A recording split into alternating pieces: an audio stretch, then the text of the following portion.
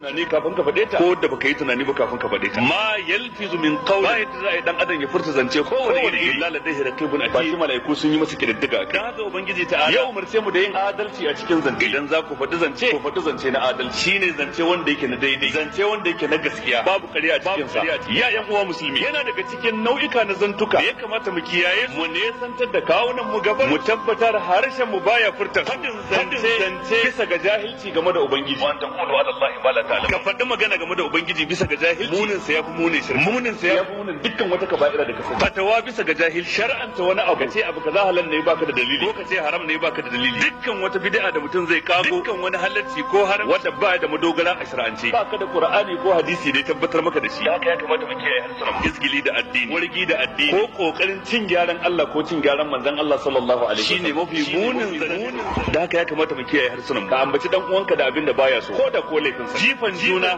da sunan banza ka faɗa dan uwanka zance shi yana tsammanin gaskiya kake faɗa kai kuma ashe ƙarya kake masa wannan ya ishi mutum kayan laifi a ranar tashin kiyama cutar da mumuni da dukkan wata kalma faɗin zance wanda ba mu san ma'anarsa ba kawai mun ji ana yayin wata kalma mu ma mu faɗa ba tare da mun san me wannan ma'ana ta kunsa ba ba tare da mun san sakamakon da zai biyo baya in mun faɗi wannan kalma ba kar ka ce na shaida alhalin baka na kar ka faɗi kowane irin abu sai kana da ilimi akan su wannan haramun ne cikin addinin musulunci dukkan sa abin tambaya ne akan sa ranar tashin kiyama da haka ya kamata mu kiyaye harsunan mu danna subscribe kana ka danna ƙararrawar sanarwa